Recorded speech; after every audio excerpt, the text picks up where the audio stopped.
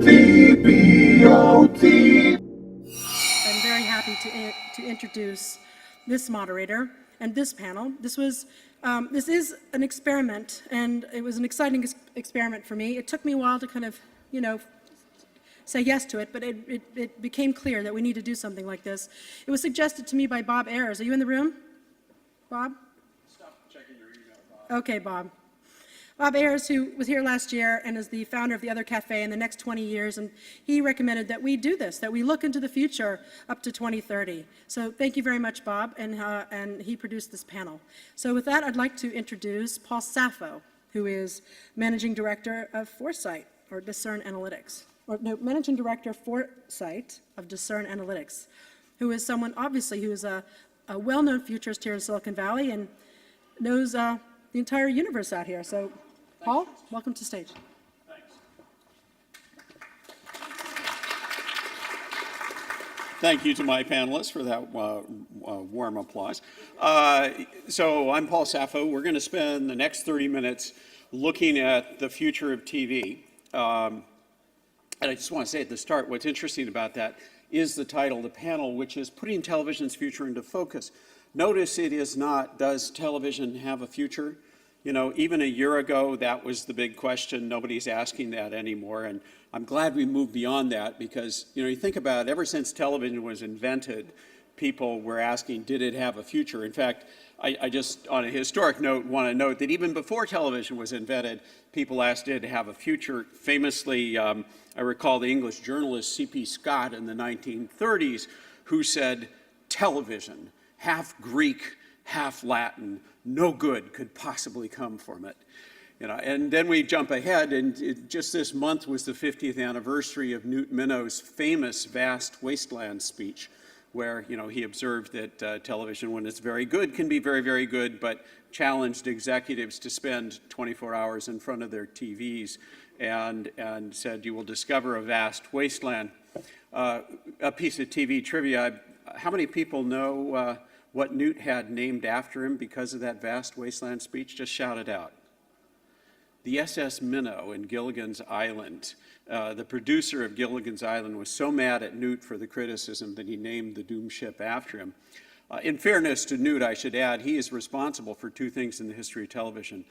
He is the guy who got the passage of the All Channels Act in 1961, which gave us UHF and the expansion of TV channels and like. He was also the person who said to President Kennedy, it's a lot more important to put communications satellites into space than astronauts, because astronauts can't stay up there and ideas last longer than people. So even the guy who was forecasting the doom of television was helping build its future.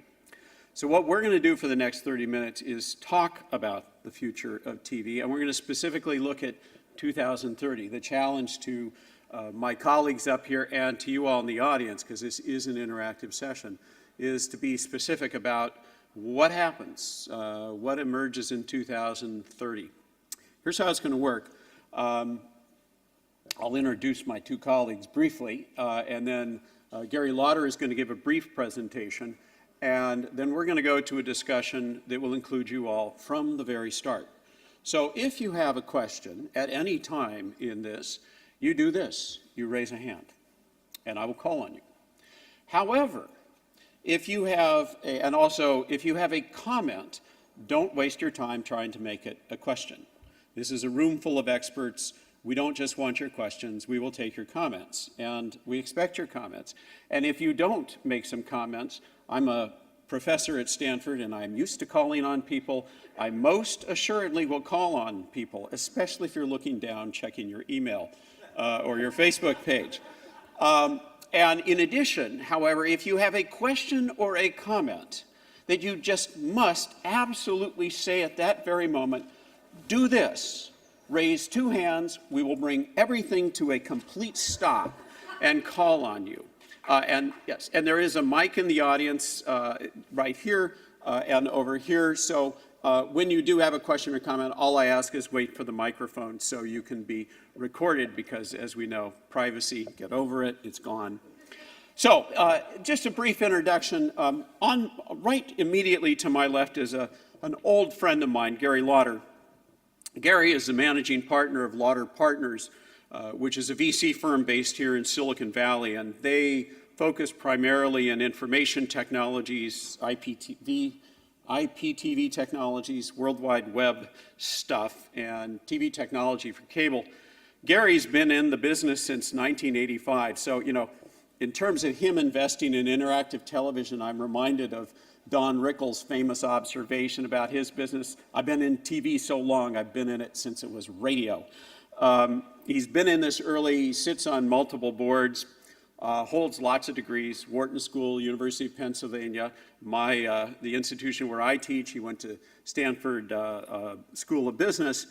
He has his name as a co-inventor on 12 patents, and most impressively, Gary has had a cable modem in his house since 1994, and he assures me that it in fact works most of the time.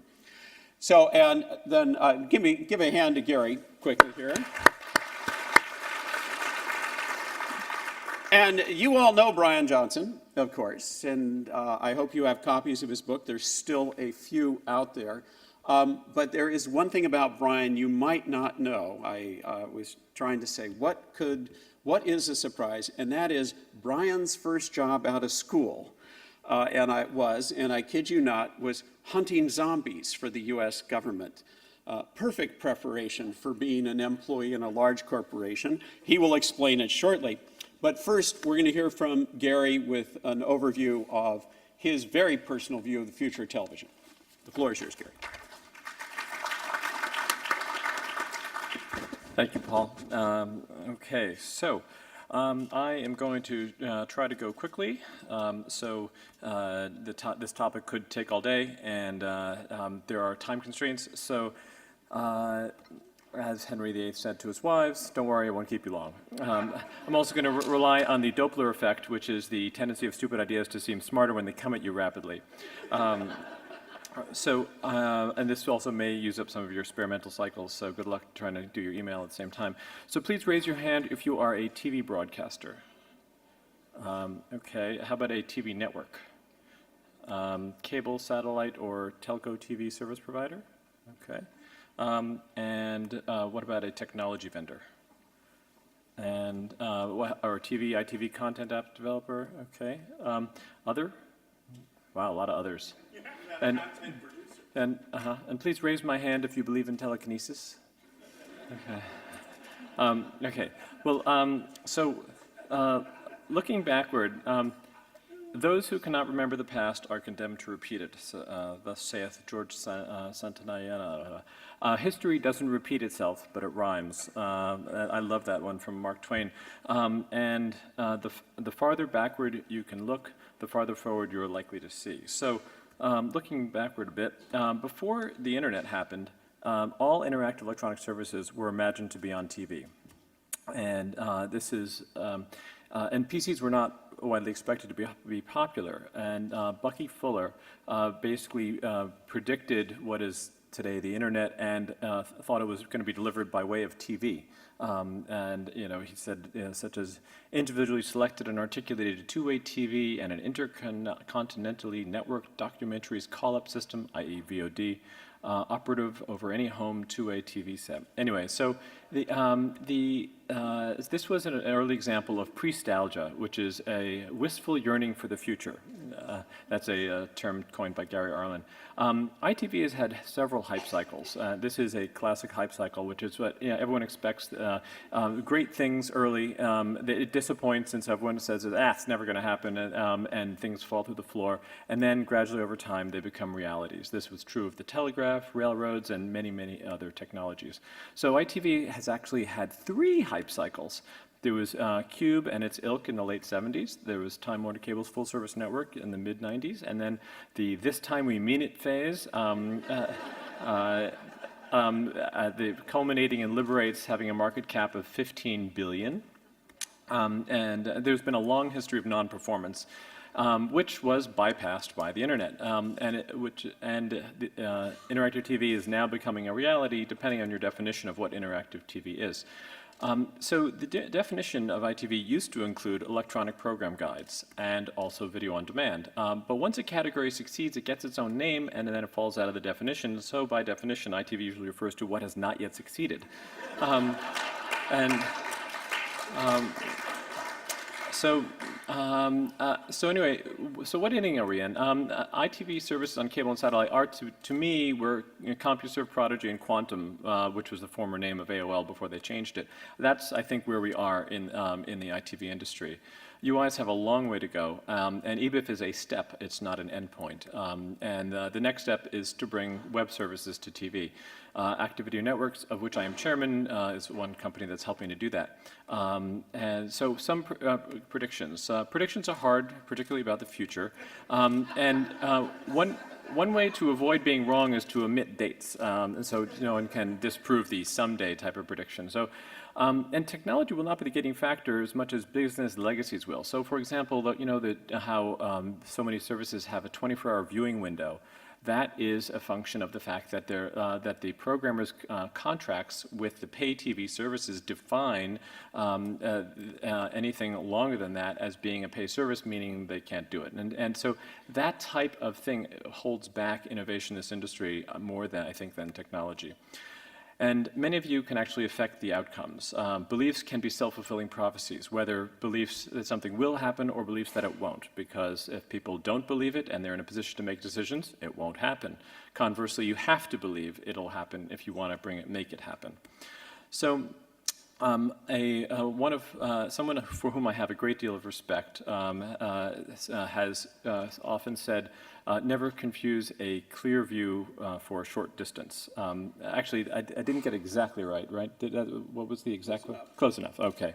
And that is something which I have been guilty of, but I endeavor not to. So 2030 is only 19 years away, and in 1990, I expected a great deal more to have happened by now than actually did. So at this point, I think that 2030 is going to look a lot like the present. So, but so anyway, so change has been slow due to the incumbents being slow, and over the top, I think, is going to be a catalyst for accelerating change. So the main incumbent is cable, and if you look at it, the innovation rate, let's call it that, and when you compare that to the PC and internet innovation rate, which is more like that, so the question is whether cable is going to continue the existing rate of innovation or whether they can jump on the other curve. I think the only way for them to do that is to basically rely on small, innovative companies that are innovating and not rely on doing everything themselves. So in the year 2000, I predicted in CED magazine, they were doing a 25th anniversary issue, CED magazine is Cable Industry Technology magazine, and they were doing a 25th anniversary issue in which they asked a bunch of people to predict what the cable industry was going to look like in 25 years. And so that, i.e. in the year 2025. And so the title of my article was Cable Will Be Free. I was referring to the video services part of it. And the reason for that is I believe that competition is going to drive pricing down, and targeted advertising is going to drive the value of eyeballs up, such that that TV service providers, not just cable, are going to give away their video services as their way of maximizing their eyeballs, their viewership, and their advertising revenues. There's 14 years left to run on that prediction. And Virgin Media in the UK has already lost most of its margin on the video services. And I attended a analyst meeting about a week ago from a Virgin rep, and they were like, that's a video business. We don't make any money on that. But they rationalize why they do it for other reasons, and so the process has begun there. So some self-evident predictions. The TV and the computer are going to get more and more like each other. Multiple screens are going to proliferate. Multiple modalities to control them, multiple service providers per home, in other words, Netflix, and also all these other things. There's going to be more delivery via IP and over the top. In addition, there'll be some cord cutting. There's also going to be cord shaving, which is where people drop some services, not all services. And there's both divergence and convergence. So screens are proliferating. This is a HD in a jacuzzi. But I think something that makes more sense to me are video walls. So this is from Total Recall. Here we have Arnold Schwarzenegger, and so I think that actually is going to be the future, although maybe not 2030. Actually, in 1993, something I wrote about how video on demand was going to change programming. I'm still waiting, despite our having had VOD for a year. So it changes. VOD is going to change programming for a number of reasons. Firstly, the durations can be short. Historically, all video was half hour, hour, 2 hour, but I mean, it's all those were the increments. As you've already seen with YouTube, the duration of a video can actually be not just those increments, it can be any length. Well, that hasn't come to VOD yet, but I believe it will. Also, what we still haven't seen, even though we've seen shorter videos, we've not. It's only just beginning to come to education. And one of the reasons why in education, the only thing that has ever succeeded commercially was Sesame Street. Why? Because in any other attempt to do education, you kind of want to only learn at the appropriate level, and you don't want to. Something could be either be beyond you, or it might be something you already know. You want to start right at your level, and you want to pick up where you left off, and that was not conducive with mass communications. Whereas with VOD, it can be optimized for you, and also we have yet to see branching and hyperlinks come to VOD. I believe it will. There have been demos and interactive news and CD-ROM stuff has been demoed forever, but it has yet to come to VOD. There'll be new means to control television. So I believe that smartphones and tablets are going to be the next major thing. So touchscreen, using the touchscreen of them, the accelerometer for free space navigation, the microphone for voice control, and out in the hall there's a demo of augmented reality method. I don't know if that's going to be mainstream, but it was pretty cool. So the Kinect form of navigation is interesting for gaming. It's TBD. Eye tracking, I'm not so sure that's going to be major, but the telepathic interface, I think, should be the objective, although that could get embarrassing in some circumstances. So the social dimension is going to be important. So social networking functionality, I think, could cause a sudden dramatic share shift in this space. But there are going to be many attempts, lots of startups in this field, winner unclear. So another interesting change is that the movement from computers to computing. So computing services are given away today already via the web. The cost of delivery devices is declining. Activideo and another of my portfolio companies named OnLive, those models help accelerate the ability for the delivery device to be extremely inexpensive by doing networking, the compute power in the cloud. The value of eyeballs is increasing, and the media delivery platforms can therefore be given away. Those platforms would be locked to a given service provider, and these used to be known as computers. They'll be instead free computing services with the hardware. And I believe this could have a profound effect in developing countries, particularly in education.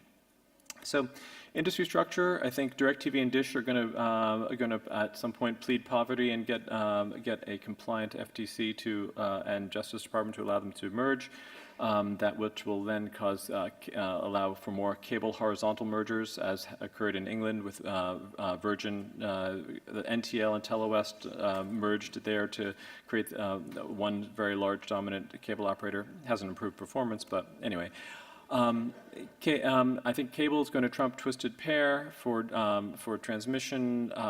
However, there's going to be a lot of competition in the data field from LTE, meaning that's the latest wireless data technology from the wireless carriers. Or even though LTE stands for long-term evolution, there'll probably be something that succeeds that. LTE will need cheap backhaul, and I think that is going to be delivered through non-line-of-sight optical transmission. So, international dimension. There's an explosion of TVs outside the USA, and this way we can export our couch potatoiness and our obesity problem. there's going to be an education revolution due to things like Khan Academy, which I think is very positive. In Europe, CI Plus is a major new technology that I think is going to have a big impact. Some practices that will die, the fact that today you have user interfaces that are deemed okay as long as they are barely usable. Here's a user interface I was presented with not too long ago. So these are salt and pepper shakers. So I kid you not. So anyway, the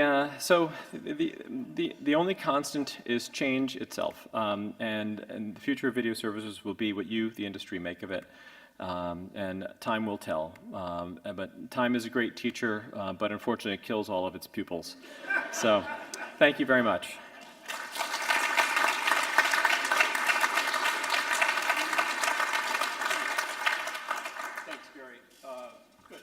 Do you want to offer some thoughts about the future as an aperitif here before we go into a discussion?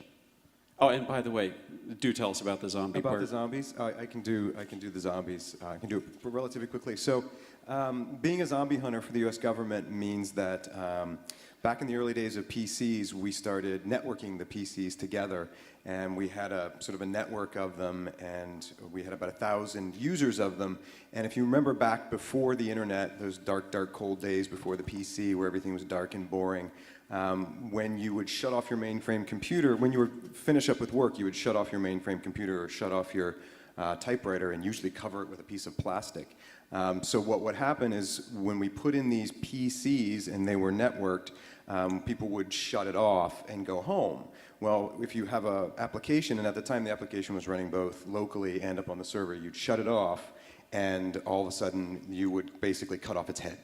And so you would have this application running, and you would basically make a zombie.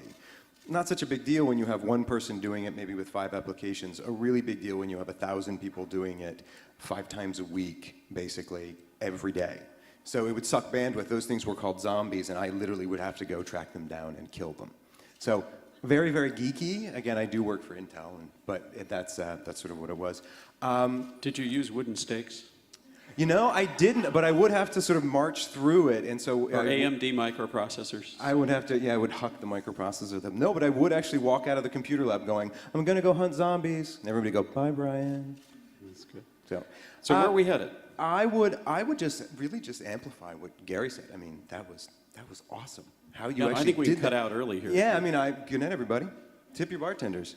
No, I think for me, how I typically look at this stuff also is from the consumer's perspective, right? And the great thing about it is that consumers love TV. I agree with Gary that it's not going anywhere. The definition of what TV is, I think, is always changing. Most consumers, we have ethnographers and anthropologists who study people, and television is this wonderful thing that's been changing, you know, decade over decade, and now it's this mix of TV and movies and games and social networking and pretty much everything that we've seen and talked about here, which makes it incredibly robust but also incredibly hard to pin down. And so for me, you know, when we start to look out to 2030, my geek starts to show. I get much more into materials and something called unit of compute, and the unit of compute being you've got some sort of screen, you know, in Intel we call it I/O, input, output, but it's a screen basically. And then you have some sort of processing power, some sort of storage, some sort of battery, and then an internet connection. If you have those 5 things, you essentially have a unit of compute which gives you your entertainment and communications, essentially TV.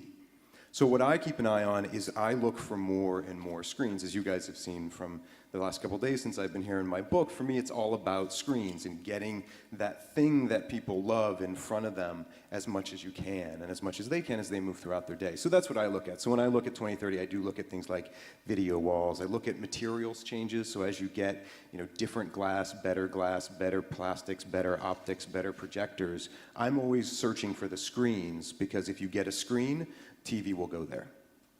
Good. We actually have 15 minutes left, and I really was serious about questions and comments. So, Brian Smith, right down the front. Say who you are. I'm Brian Hurst. I just have a comment, and it's not that I took it personally, but Gary, you did not ask about storytellers or content creators in the audience. And I think that when you talk about the future of television... Well, let's fix that right now. How many storytellers and content creators are in the audience? Show of hands. Good. Okay, continue. So the thing is that I think the basic, and we were talking, Brian and I were talking about this outside, and you can't talk about the future without talking about the basic disconnect between the technologists and the storytellers. And this is a comment. And while y'all are busy, and just you all in terms of technology, the separation, designing for us, it's time for you to start, our future depends on you designing with us. And what our vision of the future is, and how we want to communicate with audiences, and how we want the audience to be immersed in our storytelling and participate with us and own the story worlds that we create. And to me, that future of television is, while you're tracking the technology and the distribution and stuff, I think it's also really important to track the audience and to track the relationship between audience and storyteller. And that's my comment. Good comment. So if I summarize Brian, I would say it's the story, stupid. 2030, what does the story look like, Gary?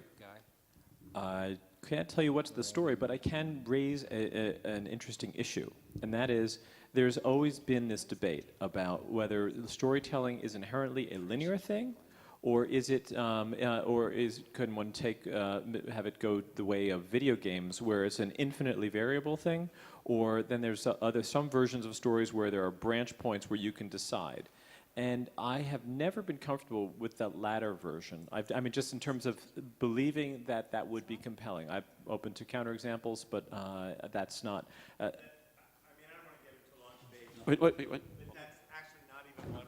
I'll hold. You talk. Not even what I'm speaking about. What I'm speaking about is creating a story universe and people getting involved in that universe and taking the characters of that story and participating as characters in that story. Some of the trends that are there's this convergence happening between story and video game. It's like a story to game ratio. And you look at L.A. Noire, which just came out, which actually has movements of actors traced and the actors participating as being much more story driven. And I think there's a future here that we're not seeing and we're not extrapolating, and I'm not even talking about video games as they exist or linear television and programs as they exist. This is what excites me about the future. I need your infrastructure. I need your support to deliver my stuff, but the prospect of having the audience be interactive, and I even hate the word, the prospect of them being able to participate in my world and take possession of my world, that is really what excites me about the future. Like just that simple Milo video from Connect, that whole thing just makes my mind, it blows my mind. And so I need everything that you're talking about, but I need you to hear me too. So in the words of a former president, I feel your pain. Let me put a question to the audience at large here, then we'll go over there. There was some data out in the last 10 days that said that the public is getting shorter and shorter attention spans and they can no longer sit through hour-long shows. You've all seen that. 2030. Do we end up in a world where attention spans are shorter than ever? Or do we end up in the opposite, where we all go back to watching masterpiece theater our time? So those who think that attention spans will keep getting shorter between now and 2030, raise your hand. Those of you who forgot the question, because you don't. No. Okay. So raise your hand one more time. I just want to see. Oh yeah, I'll get you. Hold on, I'll get you. I'm just talking first with the people who actually cooperate here and raise their hands and not argue with the question, Nathan. So what if it's just a little bit less than half the group, right? What do you guys think? It was half of us. Yeah, I disagree. I mean, Far away. Because why not, right? It's the last thing. I was having a conversation with a TV producer about this. He was worried because he actually created Masterpiece Theater. He was in PBS, and he said, I made all of my career on an hour to an hour and a half with no commercials. I feel with shorter attention spans, I'm going to basically be out of work. And I said, I actually don't believe that the attention spans are getting shorter. I think it's the ability to get stories to people has gotten much wider. And the fact of the matter is, we have a lot more units of time that are 1 minute to 5 minutes long than it is 1 hour to 1 hour and a half. Right. It's the BBC equivalent of Norma Desmond. It's the screen that's gotten smaller. Okay, I know I have a question there. I wanted to step in on don't go there yet. Hold on. On this attention span issue. Who's talking? I am, It's sorry. the voice from over there. Stop handing out mics without my permission. Stand by, sir. I'm going to Nathan Shedroff, who's being a smartass and arguing with my question. So, Nathan, you get 30 seconds to make a comment. I'll hold the mic. You talk. I think it has a lot to do with what the content is or what the experience is, right? So for news versus entertainment, something I'm creating, something I'm participating in, something I'm sitting back and watching, there may be completely different fluid timelines that I'm interacting with or are appropriate to me. And on top of that, I am doing 3 other things at once, including talking to the person next to me. So I think it's a fluid environment that you have to look at the context. You can't just sort of make these either-or statements. Good, well stated. Okay, let's go over here. A very quick question. Holographic TV or fiber to the retina? Okay. I don't know about you all, fiber to the retina, if it's running a Microsoft OS. I'm so not there. Does Intel have a comment on this, Brian? What's your time frame? 2030. Don't you remember? That's what the panelists. Well, I was just making sure, Paul. Okay. No. I mean, Okay. but both of those from a material standpoint. I mean, again, honestly, from a material standpoint, that's really, really tough. I think there are materials changes that are coming to get us to that point, and both of them would actually be quite cool. But in that time frame, it's really, really tough to get there. Okay. Gary, fast. Fiber to the retina, no. But holographic technology may be useful for virtual displays. Okay. Although I don't know about that time frame, though. We're approaching 5 minutes at the end of this session. I will call it. Sir, you've been very patient. And don't forget, I'm counting on at least 1 two-hander in here. I just wanted to point out that in terms of the attention span issue, long-form web content text content is making a comeback via curation. I think video is newer on the web, and so it's harder to say exactly what's going to happen there, but I think that's a model we might look at, that people might be getting a little tired of information overload and going back to longer form things as long as they're relevant and chosen well. Sure.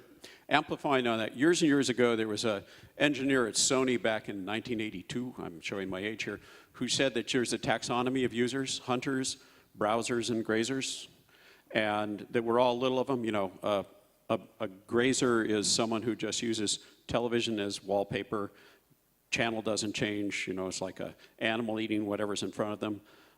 Browsers are selective, but only within what's in their line of sight, so they eat this plant but not that plant. Those are the idle channel changers.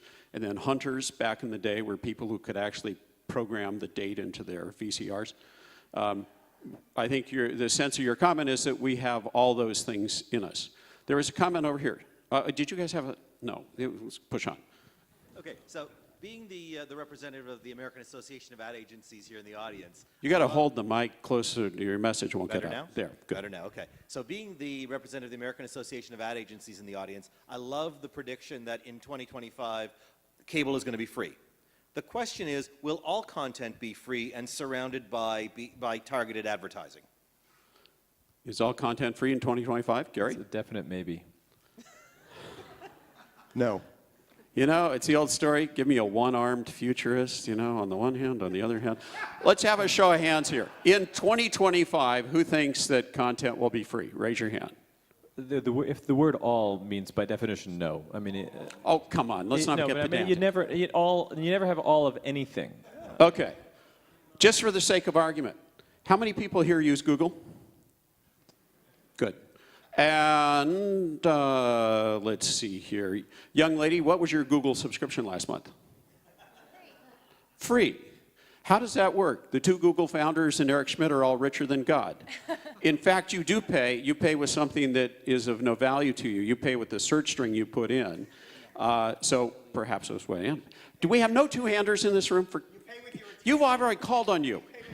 You pay with your attention. Good. Two-hander in the back. Gerard in the back. Yeah, thanks. So ITV has been an afterthought for so many years. All these people here are passionate about it. We want to see it happen, but it's not been the primary business. And because of that, foundational infrastructure has been laid down that doesn't really support what we're trying to do. In fact, there are people up there that are doing ACR, and why isn't that data, that metadata, right in the content so you don't have to build other technologies around it to find it?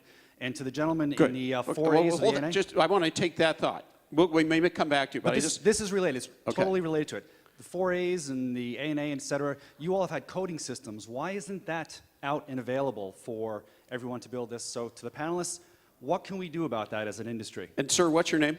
Gerard Kunkel. So to rephrase Gerard's question, what year does that ugly, I can't use the right word in public, that set-top box that, you know, I got an expensive TV and a beautiful system. I admittedly never turn my TV on, but the ugliest thing in the room is that set-top box with its really crummy interface, and they can't even make it out of the right color of plastic. What year does that disappear? Well, it is disappearing now in that one can connect directly to the TV with an Ethernet connection, and also with a cable. Usually with cable card is mediocre success. So what year does the architecture get unscrewed up? If again, in light of the fact that TVs never die, they only get moved to a bedroom. I would say the answer is close to never. Yeah, I agree. The answer is close to never. Not only because TVs don't die, but also because consumers like choice. Is that what people, I mean, it's not just one. And so people are always going to want that set-top box or some way of adding something on. They'll call them Boy, media I'm sure adapters. glad we're close to cocktail hour. Okay, two-hander over here. Okay, so when we talk about 2030 and we talk about TV, personalization, free content based on advertising, do you see a scenario where the privacy issues where the consumer actually at some point says, you've got my information, and there's some sort of pendulum that swings back? Today, nobody cares that we give Google everything. By 2030, do you see a backlash from a consumer perspective that could potentially impact the future of TV and the models you guys are talking about? You're not even Paul. close to having given Google everything. Wait till they get your DNA. Answer the question. So can I do the two hands? I don't think you have to wait till 2030. I think it's starting today. It actually started last year. You're beginning to see, especially in the European Union, especially in Australia, some really massive, massive changes in people really thinking about who owns the data. I mean, in the European Union, you own your surfing history. It's actually a thing that you own. So I think it's actually happening now, and it's something that will be raised up in the public debate over the next few years. Okay, we're in the last 3 minutes here. This is the lightning round. How many people here use Twitter? Okay, think 140 plus or minus characters. What I want to do in the next 3 minutes is see how many predictions we can get about the year 2030 in one sentence or less. And I will cut you off if you go past the length of a tweet. Who wants to go first? Raise your hand, we'll get a mic to you. Yes? Who owns the content, and will that change? Good, next. Over here. God, everybody's suddenly silent. How do artists survive when content is free? Okay, these are great questions, but I want predictions because this is being recorded. Okay, yes. When will interactive cease to be a category in TV? When will interactive? Okay, earlier on I wanted questions and you all were giving me comment. Now I want comments and you're giving me questions. I mean, get with it. Every ad will be uniquely identified and described. Great. Over here. Google owns Nielsen. What? Google? Google owns Nielsen. Google owns Nielsen. How about one over here? Okay, you got to run a mic. Okay. Whoever has a mic, just shout out. Shout. Content will be designed for all screens, like for small screens, and designed toward the device, what it can do. Content's designed for small screens. Great, Will. You guys, by the way, are going to summarize. You're going to get the last two comments, so you better prepare your one sentence. Okay, next. Then we'll come back here. One device powering multi-screens. Good. Screens.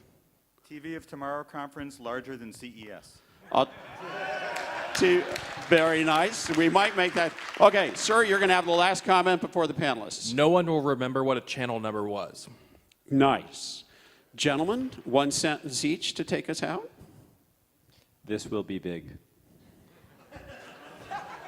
Sorry, We're going to talk after. I was thinking in terms of a haiku. Okay, this is good. TV never dies, consumers win. Oh, I so can't wait for that future. On that very optimistic note, I want to thank you all for participating in this, and give the panelists a hand here.